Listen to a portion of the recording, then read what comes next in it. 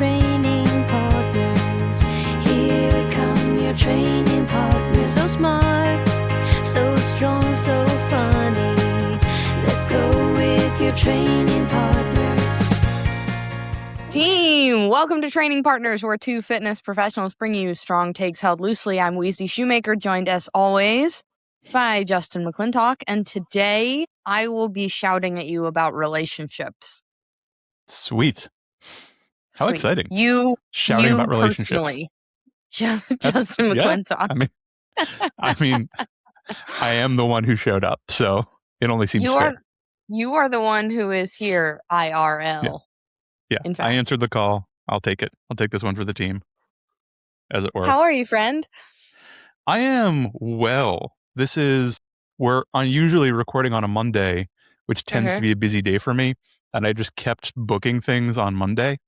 So it's been like a really nonstop kind of day. But like nothing bad, just lots of stuff, lots of video meetings in different contexts. Yeah. So like wearing lots of different hats and kind of jumping around, including this one. Yeah, sure. Well, I'm grateful to be a part of your day. I'm very happy to be here. Is it hot where you are? Have you taken a turn to summer? Very much so. Yeah, just in the past week-ish, like consistently up in the 80s, sunny, warm. I'm not red yet, but I'll get red. I'll just turn red because that's what happens. A typical Scot in very much a so. sunny place. Yeah, I did see related to that.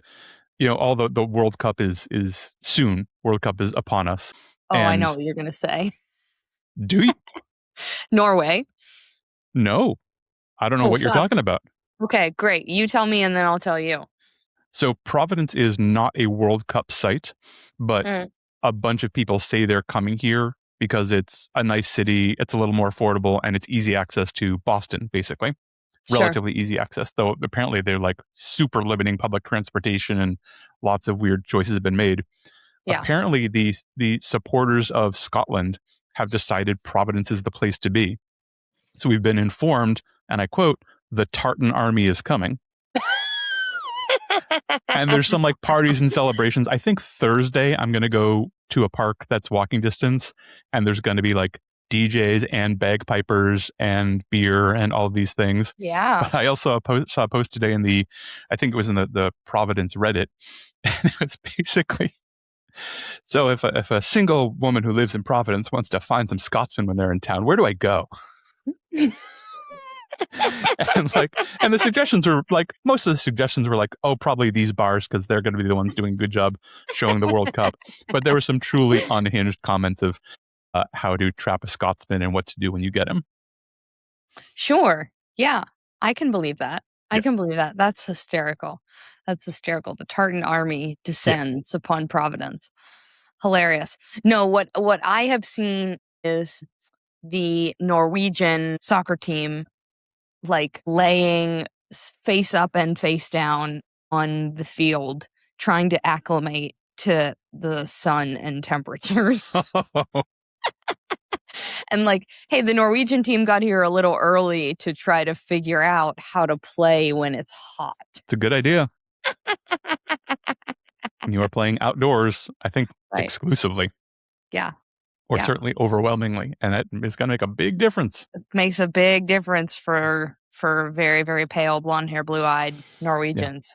Yeah. More sun, potentially different elevation, all of it. Sure. All of it. Well, very good. I would love if we would chat about relationships today. Yeah, let's do it. I'm interested to hear where this is going because I don't know. In the work that we do and in the podcast that maybe nobody listens to it. I have no idea. But people are listening. in the words that we put into the void, commonly themes will come up in our coaching that then inspire us to talk about topics for the masses, right? Yes.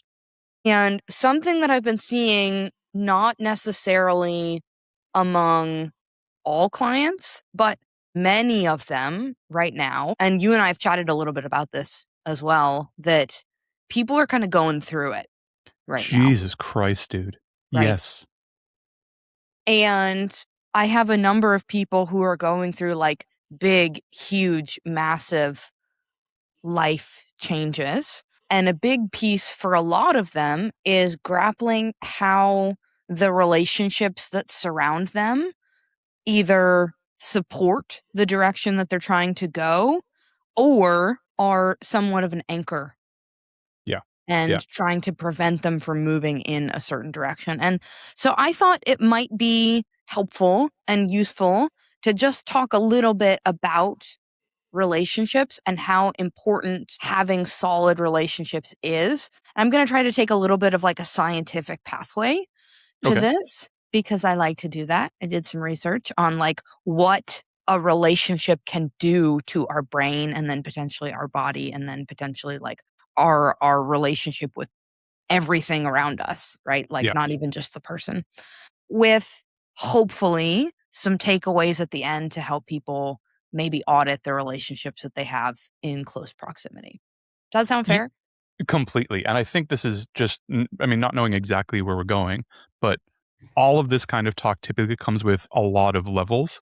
Yeah. And we're not here to pick on you or tell you you should or shouldn't change something, Mhm. but bringing some awareness to what is going on is Mhm. almost always useful. Even Oh, if you do a big audit, determine something is not useful, and make the decision to keep doing it anyway for all of Mhm. these reasons, Mhm. it's good to know that. That will also help guide your decisions moving forward. Right. Totally. Totally. So, why would a relationship matter with the way that my own brain functions? Right.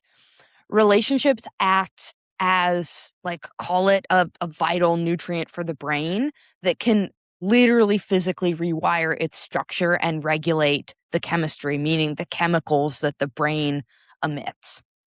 Right. Meaningful social connections and emotional intimacy, meaning my ability to be vulnerable in front of another person and their ability to hold that Yeah. stimulates cognitive function, meaning how does my brain work? Right. Mhm. This act of like, hey, the vulnerability in me sees the vulnerability in you and has space for it. And then both of our brains emit chemicals, right? This helps me stay mentally sharper. It also protects against mental decline and it can act as a built-in stress buffer, right? Yeah. Like, hey, I like to think of like the Pong game, right? You probably Mhm. know what I'm talking about. I don't know what it's called. It's called Pong. You It's just called named it. Pong. The Pong game. That's fucking funny. Um, I like to think about like, hey, I'm sending a vulnerable thought to you, and then you're sending it back. Mhm. And if I'm not right there, able to receive it, like I've lost the game. I like that.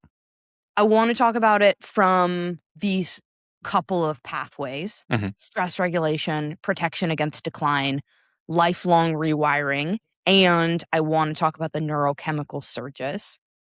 We're going to talk about the stress regulation piece first. Yeah. Let's get into it. Emotional, I'm certainly, let's caveat this with, I'm not a therapist. I have not studied the brain at length. This is me doing my best to simplify something that I think is a very, very complicated topic. Yeah, for sure. But emotional intimacy, that ability for me to be vulnerable with a person and it be a safe place to receive it, alters your neural responses to stress, to adversity, right? Meaning, if I'm able to have a person with whom I can share difficult things and that is received well when it feels emotionally safe, my brain's alarm system, which is the amygdala, think of that as like the is quieted by their ability to hold something that's heavy and not freak out, Yeah. right? That can mean that stress hormones like cortisol, which we hear all the time, especially if you spend any amount of time on like crunchy threads or crunchy Instagram, stress hormones can decrease then, right? So from a stress regulation piece, if you don't have relationships with people where you can bring them meaty things and them not make it worse or not dismiss you, that's actually giving you more space to focus on personal growth rather than self-protection. Yes, exactly. It's that fight or flight, sympathetic, parasympathetic thing again, where Right.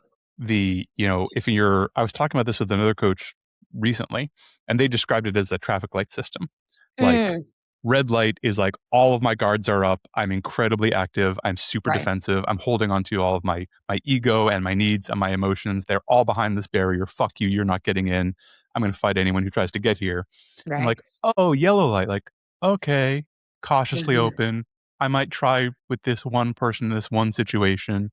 And then green light, and this is not everyone all the time, but Right. I have these people in these situations where I can be very open and actively trying to connect. And when you do that, that can become a reinforcing loop in a really good way, because Right. you do it and it feels safe and it's fulfilling and it's good and you got what you needed. You were able to give what you needed, and it starts building that really positive feedback loop. So Right. it's a thing to be sought out, not just kind of hoped for, if that makes sense. Oh, totally. Totally. Yeah. Yeah. And I think you bring up an important point here is that not everybody is going to deserve this level of access to you. Most people won't. Right. Right. I'm thinking about like when it comes to this one in particular, like imagine a client or a prospect Mhm. going home to a partner and explaining why they want to work with somebody like us and why it's important to them and what the potential payoff is and how much they want it and how much they feel seen by the work that we do here. And then the partner being like, that feels like a lot of money. You sure you're actually going to follow through with that? Right? Like, that's not a safe response. That's a dismissive response that can feel like, okay, well, I'm starting to put up an emotional door, right? Like, Yeah. this person does not have the ability to support me emotionally, P- which can be tricky, Potentially, yes. potentially, right? We might And need which to is go always a where few things levels get so deeper. tricky, because we've both run Right. into multiple, like, this is not an imaginary situation. This happens all the time. Right. Oh, Someone comes totally. and says, this is it. I want help. I have this. You said you can do this. Yeah, that's exactly what I do. You talk to them Uh-huh. through that sort of consultation process, realize they're a perfect fit, and we're completely certain we can help them. Let's Uh-huh. get to work. Okay, I didn't realize this was happening so fast. Maybe they did, maybe they didn't. I Sure. just need to double check with my person. And they go to their person, and their person says, are you sure? That seems crazy. You're not going to follow through with this. Why would this work? Right. That's so much money for more coaching. You've tried coaching before. What's Right. going on? There's a version of that where their person is trying to save them and defend them from grifters Sure. and scam artists. And like, every time you quote unquote fail solving this problem, you feel worse about yourself, and it's harming your self-image. And all I want to do is keep Mhm. you from falling into that pit again. So I'm going to Yeah. try and stand in the way. That person in this case is operating without enough or the correct information. So there's Right. been this divergence in communication, which is getting more and more harmful. And both people honestly believe they're doing the right, helpful thing. That makes it so Yeah. much harder than just like, it's easy to have like a bad guy, and it's usually a guy. And that happens all the time. But there's also like all of these nuances, which is where relationships Yeah. get so tough, where one person's reality is, everyone, and this is this is the reality. I remember this from like acting classes and talking to, like, I've had the pleasure of talking to a couple, like, you know how Alan Rickman was Yes. the Yes. late great Yes. Alan Rickman. I got to work very closely with him for a while on an amazing project back in the day. Wow. And he said something along the lines of, someone else asked him about playing, because he plays all of these famous villains. Like, Mhm. he is so well known for being this, incredibly intimidating, terrifying presence. And he said something along the lines of like, I'm not going to do the accent. I don't play villains. I don't play bad guys. I play very interesting people. Like, the Mm. villain rarely thinks they're the villain. They think they're doing the Right. right thing for the most part. Right. Everyone kind of thinks they're the good guy. I Right. know that was a little bit of a right turn, but No, I like it's that. part of like digging into these Yeah. relationships. It's especially in a social media age. I just resist, like, oh, I went to my boyfriend and told him I was doing this, and he said that seems really expensive, and people are like, get rid of him. That might be the right move. That completely might be the right move. He might be a scumbag piece of shit who doesn't want you to thrive because he's threatened by your independence and your strength. Sure. He might be trying to save you. So it's worth asking a question, or ideally getting everyone in the same room with someone like yourself or myself who can facilitate this a little bit more. Right. If you're somebody who is listening to this and is like, okay, well, how do I hear you? And how do I navigate that conversation? We earlier did a podcast on navigating difficult conversations. It's probably 6 months ago now. It's titled as such. We'll ask Justin to link it in the show notes. If you're like, hey, I'm listening to this, I want that. Listen to this all the way through and then go there. Okay. Because we're not going to talk about that specifically. Yeah, today. that's a whole other podcast. It's a whole other podcast with 45 minutes on it, right? Maybe longer than that. I don't know. We like to think about socializing, or at least I think about socializing in like a somewhat passive way. It's frankly like not my most favorite thing to do. And so I tend to be the person who skips, call it like petty social behavior. And socializing can be protection against brain decline, right? Particularly when it is a somewhat new and unfamiliar experience, because socializing is a really active, demanding workout for the brain, right? It demands your attention in that moment. It requires memory recall. If we're talking about, hey, I'm continuing a conversation I had 2 weeks ago, right? Like we have to draw back on, what's going on with your grandma, right? Like this is a conversation that I had literally last week. I was on a long hike with a friend and we spent almost 3 hours together hiking. And after the hike was over, she texted me and said, "Oh my God, I didn't ask about X. I feel so terrible," right? Like that's memory recall. Yeah. It also strengthens your neural pathways, the beep, bop, bop, bop, bop, that talks to each other in your brain. Yep. Harvard Health goes so far as to say that staying socially active can significantly reduce your risk of cognitive decline and dementia. What's important about this is that this is not a passive thing. This is not a behind the screen, I am like doing hot takes and replies to people's threads thing, right? That is not socializing. I am interacting with a person or people in real time, and it is challenging enough that I'm having to use actual energy to do it. Right? Like we talk a lot about training your body at Training Partners. Yep. This is training your brain. Well, I often describe people when I talk about the difference between like training and sports or getting strong versus getting athletic. In most sports, in the things, not to like be controversial, but most of the stuff that I categorize in sports, and there's lots of things that aren't sports in their sporting pursuits, but I don't think of them as sports. Sure. And the difference is reacting to the unknown. Yeah. Something happens. Somebody else does a thing.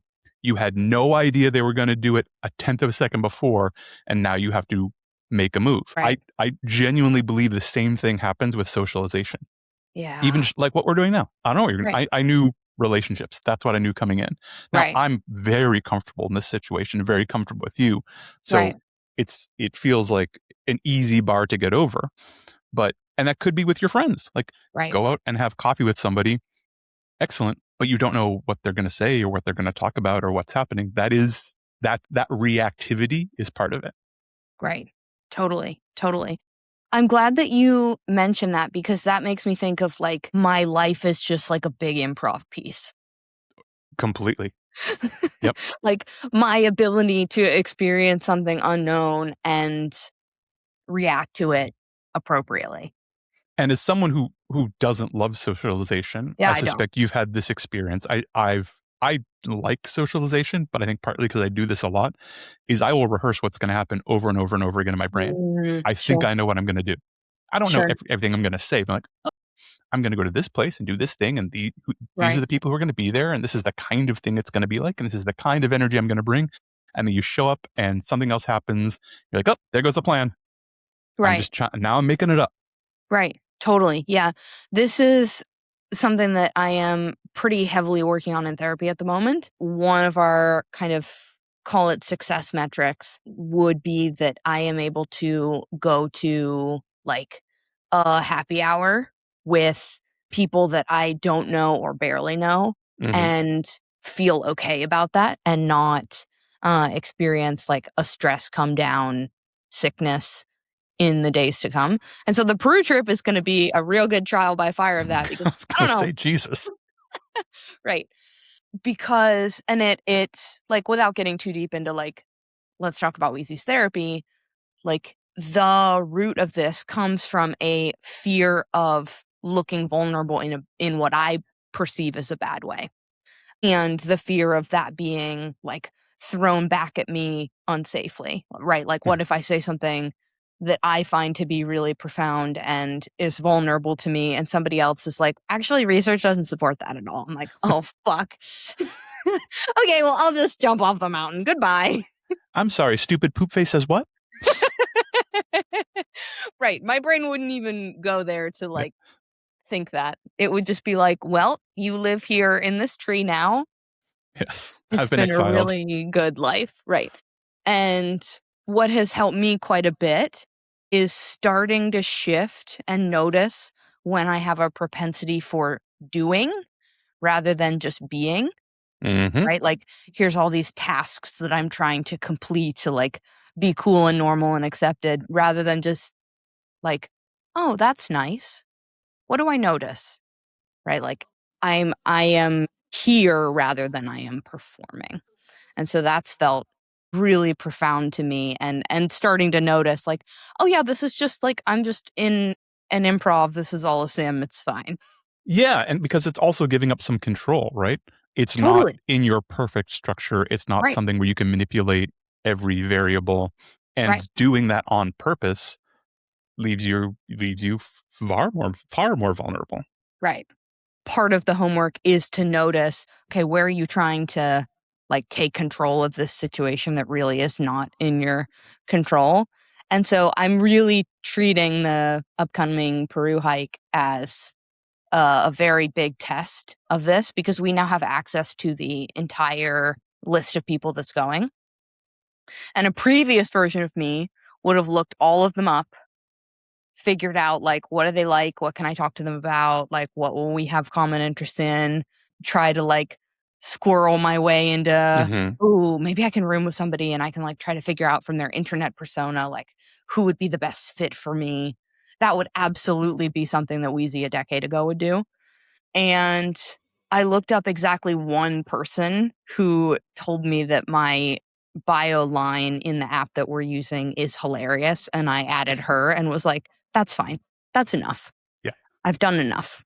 Right. Like noticing, okay, where am I putting up walls to keep people from getting the chance to experience authentic, vulnerable, weird, hilarious Weezy. And in so doing, I give myself permission to allow socializing to be active in a positive way rather than active in a stressful.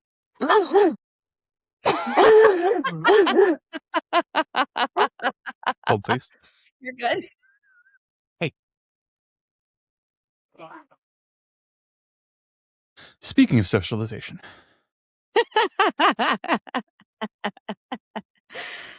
I Thank don't you for your even, patience. of course, gosh, that's your baby. Mm-hmm. That's your version of Walter running into the background and sprinting around the room. Yeah. Somebody knocked at the front door, which is weird and basically never happens, but that Sure. became an emergency. Of course. Right. Yes. Yes. Good job, Baloo. Protect your territory. I think he scared off whoever it was. Wait, can you blame them? Yeah. On the point of staying socially active can mitigate your risk of cognitive decline and dementia, right?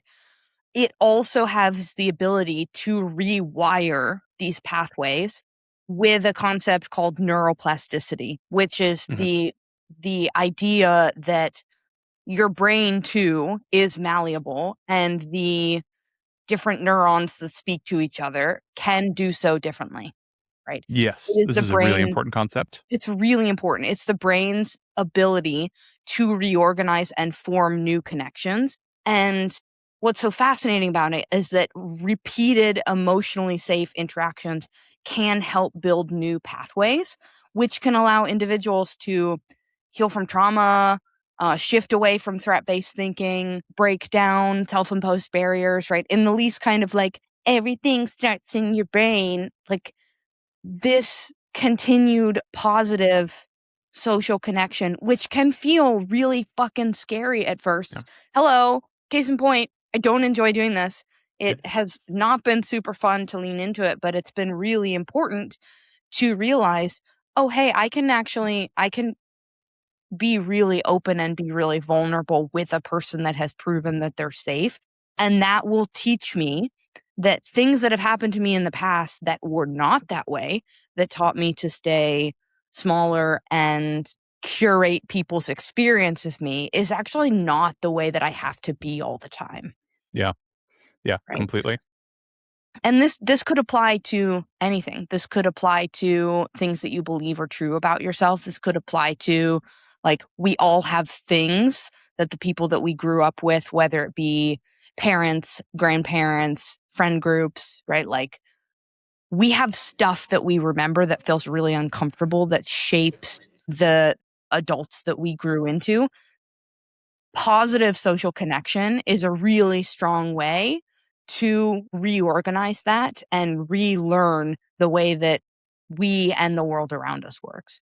But this only works if it is a positive interaction, right? If it is negative and it continues to reinforce, like, oh no, I'm bad, I'm broken, I'm the one that's the problem, I'm weak, this is not for me, right? Like, that's then going to rewire in a negative kind of way and continue to reinforce, yeah, this is actually all true. And everything that you've been doing to put up walls is exactly what you need to keep doing and dig your heels in. Yeah, completely. And this is not a one-to-one. It doesn't work exactly like this. But for Mm, people, I'm guessing a fair amount of people who listen to this are into slash practicing slash familiar with exercise and movement in some way. yeah. The neuroplasticity stuff does analogize to movement and strength, Sure. especially around like pain and new skills and things like that. If you want to do something and it feels new, that's probably a little bit scary. That's healthy. It should be. Right. It's weird and new and scary. We want to look for entry points that are a little bit hard, but not crazy hard. Right. In the same way that if you said, oh, well, like I'm interested in strength training, but I've never bench pressed before, or I want to do some body weight stuff, but I've never been upside down, but I think a handstand would be a cool thing to be able to do. We're not going to put 225 on a bar and see how it goes for a bench press. Right. We're not going to tell you to kick up in the middle of a cement parking lot for a handstand and hope it goes okay. Right. They probably wouldn't go okay, and you could come away from that thinking, oh, well, I can't bench press. I can't Right. handstand. I Right. nearly killed myself. That was terrifying. It hurt and it didn't feel good, and et cetera, et cetera. That might be exposing yourself to the wrong kind of person or situation that was way too much or just a bad idea for you right now. Mm-hmm. It might be something you can tolerate or even thrive under after more interactions. But the fact that, you don't want to get on stage and talk to 300 people because that sounds like death doesn't mean you can't sit and have tea with a close friend and that be Right. okay. And one can lead to the other if you want it to. Right. Totally. Totally. Absolutely. This reminds me of a phenomenon that I'm confident you've experienced as well with clients. When introducing something brand new to a client, occasionally they will get the shakes through the Yeah. movement, Mm-hmm. right? Like, and it can feel very scary and unsettling. Like, I'm just picking up this dumbbell off the ground. Why is my whole body quivering, right? And that is your brain trying to make sense of, this is new, like literally, like, whoa, what am I doing? Like, I'm short circuiting because this is so unfamiliar to me. I don't know how to move forward, right? I just saw a client today in the small group who we've been training together in some capacity for about 18 months Mm-hmm. at this point. And for roughly the first 6 weeks of our work, they would shake consistently through any hinge work. It wasn't painful. It was just like, I can't stop this. Yep. Is this okay? And like, yeah, this is actually excellent, right? Like this is proof that your brain is trying really hard to figure out what to do here. Yeah. And it doesn't happen anymore. And Friendo is confidently deadlifting like pretty significant weight at this point for reps. And it's like, yeah, sick. We started quivering with tens and now you're repping out 155. That's pretty cool. It's also worth noticing that quivering, vesiculating, spasming, it can feel like you are shaking like a leaf, and someone looking at you won't notice it. Because often the tremors are so small objectively that to the naked eye, to someone standing 4 feet from you, it doesn't look like anything, but you feel like you're in an earthquake and things are going to pieces. Right. It typically isn't a sign of weakness. Right. It's typically a sign of learning. We're just adapting to these new positions, movements, stimuli, etc. Right. Totally. If you want to learn a little bit more about how emotional intimacy can alter, like, call them neurological landscapes, there's a UC Berkeley Greater Good piece that I will make sure to add to our notes so that Justin can add it to the notes that digs into this specifically, like the rewiring of the brain that happens from repeated emotionally safe interactions. Yeah. The last major thing that I want to talk about related to relationships before we pivot into like, okay, great, now what? Is the neurochemical surges, which is the specialized cocktail of chemicals that your brain gets flooded by when you experience trust, love, or satisfying social connections, right? Probably you've heard about all of these. We've got oxytocin, which is the bonding hormone that stimulates the reward center, reduces anxiety, and decreases physical inflammation. And so what this says to me is that if somebody is consistently having negative social connections and feeling unseen, rejected, misunderstood, they might actually experience more pain because of oxytocin's effect on physical inflammation. Yeah, it's a real thing. Right. We've also got dopamine, which is the feel-good neurotransmitter that motivates you to learn, explore, and seek out more social interactions. So the thing feels good, and so I want to keep doing the thing, right? If it is either not happening or it is happening and is a negative experience, it will do the opposite. This doesn't feel good. And so I don't really want to explore more on what other good is out there. Yeah. Yeah, that's really hard when that happens. It's really hard. And then we've got serotonin, which promotes emotional stability, augments good feelings, and helps keep your mood balanced. This is where an SSRI might enter the picture for somebody who has some brain chemicals that are doing some things that need extra support, right? Yep. That doesn't mean they're broken. That just means, hey, we've got some support that is needed and we have a tool in the toolbox that can provide it. Sick. We love that, right? Positive social connections cause these chemicals to go up in the brain. And so it feels good. It takes anxiety down. It might decrease inflammation and pain. It encourages you to do more. It keeps your mood stable. It helps you feel good about it, right? Like, this is a good thing. And if I stay stuck in either a constant negative feedback loop or in not even trying, I am depleting myself of the opportunity to have this, right? It is worth it to mention that relationships, like anything else that alter brain chemicals, can become addicting. So big time. We are not equipped to speak to you about that specifically. If that is something that you feel like you are dealing with, I would strongly encourage you to explore that in therapy. Yeah, for sure. And kind of related to that, I was thinking of because this is also how cults operate, right? Like they know all of this. If we do these things, it will make people feel this way, especially people who might not have awesome social interaction pasts or skills or batteries. Like, oh, we're going to create a situation where there's automatic camaraderie and the parts of you, especially that we want to raise up, are constantly reinforced. And this feels really good. And it feels so good that you will go along with a bunch of other batshit crazy stuff because you don't want to lose the good stuff. Right. It is worth saying the good stuff is available all over the place. Right. And if you can receive it, create it, be part of it somewhere, you can probably do that almost anywhere. So, Right. and this could be a single relationship. This could be a cult. This could be a crackpot political party. This could be a place where you're feeling accepted and made to feel good about yourself. And it's nice to be part of a team and part of a tribe and all that stuff. Go birds. It can be recreated almost anywhere else. You already have those skills. It is not other people giving them to you. You are doing it for yourself. That's fair. That's fair to call out. Right.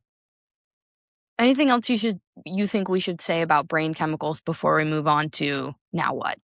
No, I think that's pretty complete and an interesting way of breaking it down. I like it. Good. I'm glad.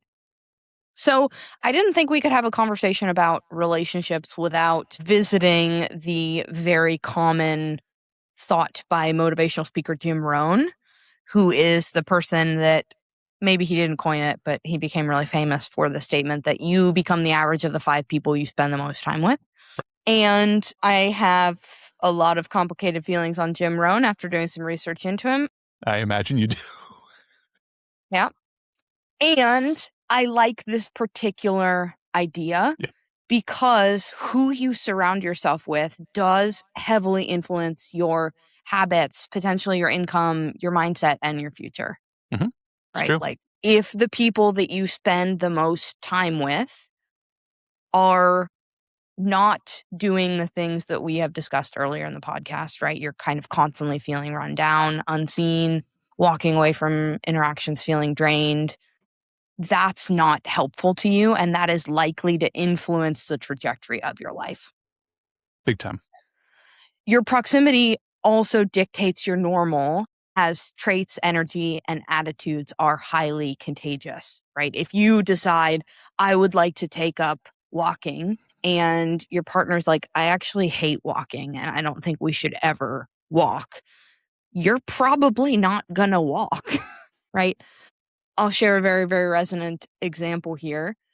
Ted, my incredible partner, wants to start lifting in the morning rather than leaving it until the hey, we've arrived at the gym to play pickleball and I'll just go upstairs and lift really quick, which commonly turns into I peek into the pickleball room and see it's already bumping and decide to skip my lift, right? And he had set a vibrating alarm on his Garmin for I don't know exactly how many days, but not just one day, right? Hey, I want to get up early. I really don't want to wake you. And I've been getting up and turning the alarm off without remembering that I'm turning the alarm off and going back to bed, right? And so I found this out and was like, no, I'm not going to be the excuse for this. I am not the one. It's not going to be me. And this morning I blinked awake about 40 minutes before we'd normally get up and was like, hey, buddy, time to get up. What? And I was like, you're going to lift arms and I'm going to do a Peloton Tabata ride. What? You want to lift? I'm awake. Get up. Let's go. Let's go. You said this was a thing. I didn't make this a thing. This was a thing, right?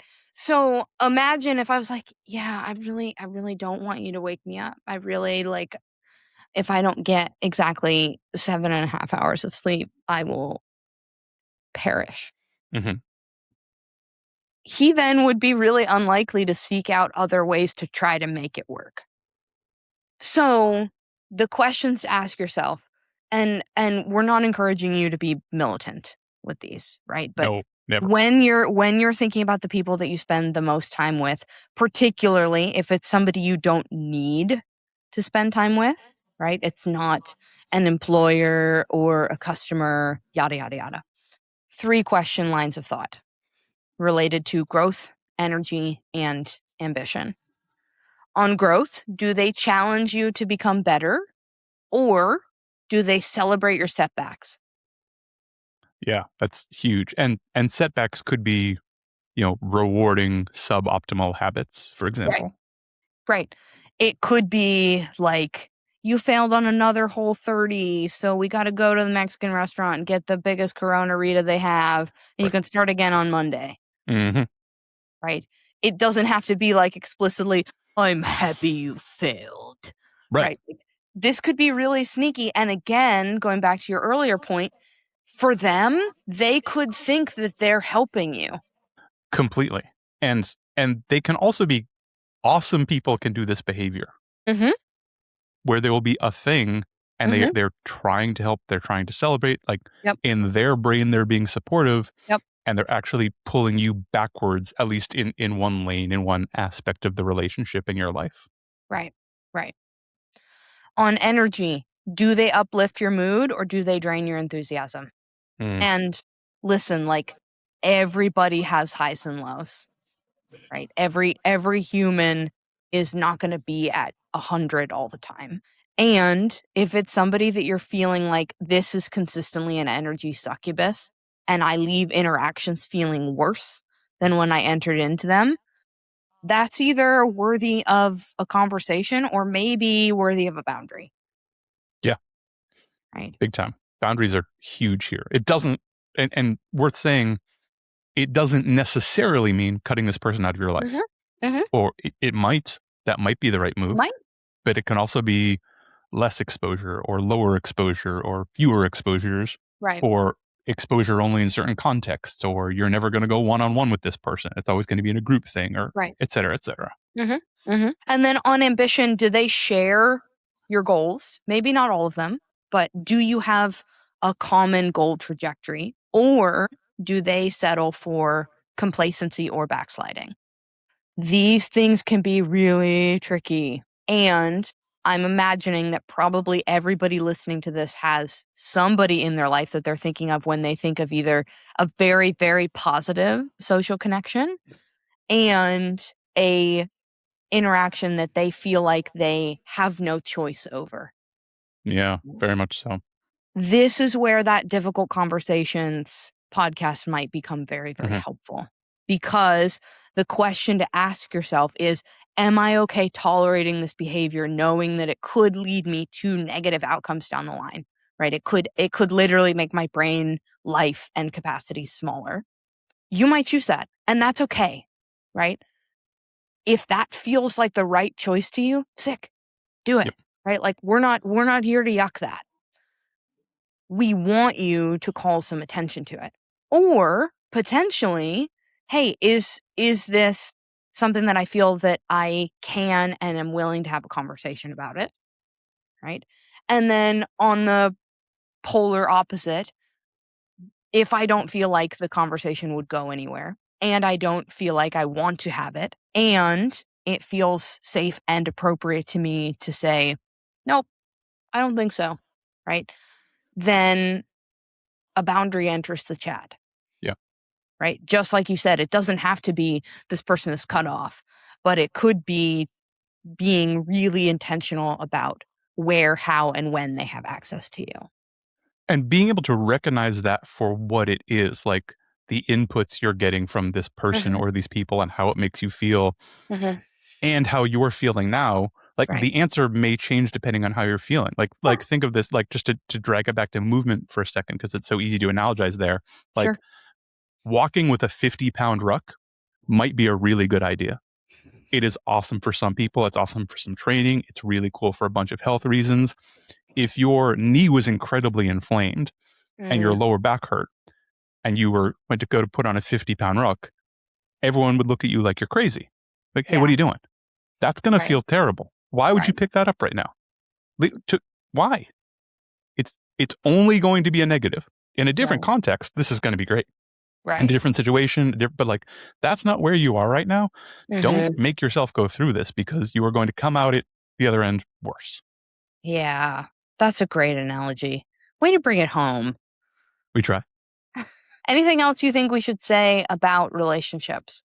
I don't think today, maybe mentioning, because you mentioned the social connection so much, it has been basically proven at this point that people who maintain social connections, even a couple, tend to be healthier, be happier, and literally live longer. Mm-hmm. And those things go together. When people lose social connection, when they get really isolated, Mm-hmm. they live less long, partly because they are less happy, and Right. everything else declines. See back to all of the chemistry that you cited. Things get worse, pain increases, stuff Mm-hmm. starts sliding backwards, Mm-hmm. sometimes gradually, sometimes quickly. But Mm-hmm. the social connection isn't just a nice to have, it's kind of a requirement, at least to some degree, for almost everybody. Yeah. Right. Totally. Even people who would say, no, I don't need that. You do. Yeah, it might look different, right? I'm Right. not saying you have to like go to a bar with 40 people and yuck it up till 3 a.m, or join whatever kind of club you're thinking of and being like, oh, please don't make me do that. But Right. there's some aspects of socializing and having that interaction, having that back and forth, ideally as much as possible in real life. Right. Like in a place where you can feel the vibration of their voice and notice their body language and all that stuff Right. that helps, and that's part of it. A version of that is important. It can look a billion different ways, but a Right. version of that is important. Right. Totally. Totally. Do you think we should do a segment? I think we should do a segment. This is, I think, brief but worth it. Great. Completely a cheat to potentially have a funny thing to clip.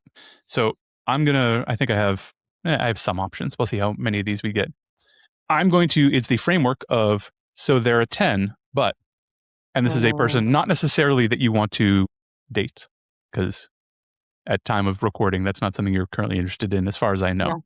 No. But judgment as a person as a whole, as someone that you'd be cool with, that you would vibe with.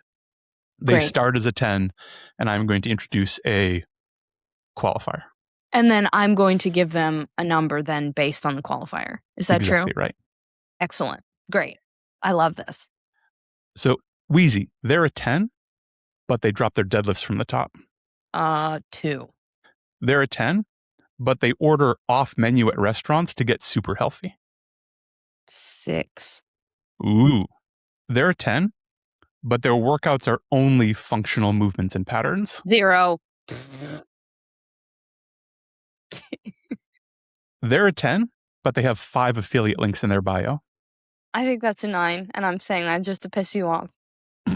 I mean, they're a 9 for you. It's subjective. So you can't be wrong. You can only be very disappointing. You're going to clip that. I just know it. They're a 10, but they show up 10 minutes late to every session. Am I allowed to give context? No. Of course fucking not. 7, because people have stuff. People have stuff. So they're a 10, but they get all of their protein in bar form. Oh my God. 3. I can't be in the same room as that person. They're a 10, but they shit talk anyone who works out on machines. 0. Immediately 0. I cannot be in the same room with you. Out of the club. Out of the club. They're a 10, and they love Taylor Swift, but they hate Noah Kahan. Oh no. That's probably a 5. I was not sure where that one was going to go. Yeah. They're a 10, but they drive a Cybertruck. 0. Negative. Negative 1,000. Get out of here. Walter has started pointing out Cybertrucks and being like, that's the moving dumpster Daddy talks about. Oh my God, that's amazing. It's amazing. A It's moving like, dumpster. that's a bad man. Like, we know. Mm-hmm. How'd you know it was a man? Just a guess. Just a guess. Just a guess. Last one. They're a 10, but they cheat at pickleball. Oh my God, fucking 0. I'm gonna save this episode for the next, or this story for the next shoot the shit. But man, I really lost my temper at pickleball this I heard week, about it. and Justin knows about it. And Tune in next time for more. Yeah, it'll probably be next week. So story forthcoming. Come back for why Weezy lost her shit at pickleball and left. Literally mid-game. Oh, hold the story. Hold the story. No, okay, hold the story. Hold You the said you were story. going to hold the story or tell the story. I did. No, I don't need to tell the story now. You have to wait. You have to wait. Team, this has been Training Partners. I'm Weezy Shoemaker. That's Justin McClintock. We will see you next time. Later, gang. It's time for the training partners. Here come your training partners. So smart, so strong, so funny. Let's go with your training partners. We're ready to laugh and learn with our new best friend so bright. It's time for the training partners. Here come your training partners. So smart, so strong, so funny. Let's go with your training partners. We're ready to shine.